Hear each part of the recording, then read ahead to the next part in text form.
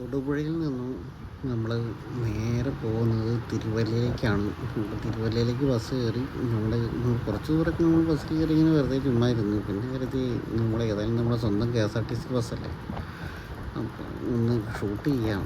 KSRTCയുടെ ഉള്ളിൽ ഇരുന്നുകൊണ്ട് എങ്ങനെ കാഴ്ച കാണുന്നത് എന്നുള്ളതൊക്കെ നമ്മളൊന്ന് വെറുതെ ഷൂട്ട് ചെയ്തതാണ്. അപ്പം അതിന് വേണ്ടിയിട്ടാണ് നമ്മളിത് എടുത്തത്. കാരണം അത്രയ്ക്ക് നല്ല ഭംഗിയിൽ നമ്മുടെ നാടൊക്കെ കാണാനും അങ്ങനെയുള്ള, കാരണം വഴിയോരം മുഴുവൻ നമ്മൾ പോകുന്ന വഴി മുഴുവൻ കാണാനും അത്രയ്ക്കും ഭംഗിയാണ് ആ കാഴ്ചകൾ. പിന്നെ KSRTC ആണെങ്കിൽ നല്ല സ്പീഡിൽ തന്നെയാണ് പോകുന്നത്, നല്ല പോക്ക് പോകുന്നുണ്ട് KSRTC. അതുകൊണ്ട് നല്ല യാത്ര നല്ല രസമുണ്ട്, കാരണം പറന്നു പോവാണ്. ഇത്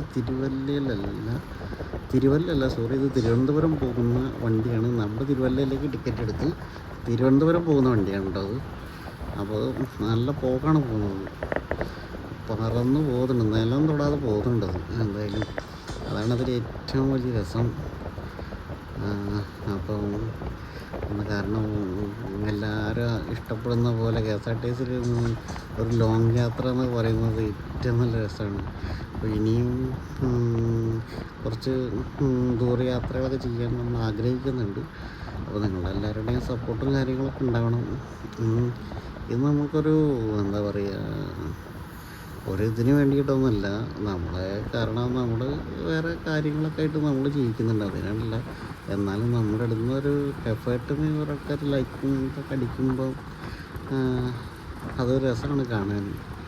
അതുകൊണ്ടാണ് നമ്മളെല്ലാവരും വീഡിയോ ഇടുന്നതും കാര്യങ്ങളൊക്കെ. എല്ലാവർക്കും യാത്രകൾ ഇഷ്ടമാണ് ചെയ്യാനും. അപ്പോൾ ചെയ്യാൻ പറ്റുന്നിടത്തോളം യാത്ര എല്ലാവരും ചെയ്യുക. ചെറിയ ചെറിയ പൈസയൊക്കെ ആണെങ്കിലും അതിൽ നിന്ന് നമ്മുടെ KSRTCയിൽ ഇരുന്നൊരു യാത്ര നല്ല ഭംഗിയായിട്ട് ഇത് ചെയ്യുക.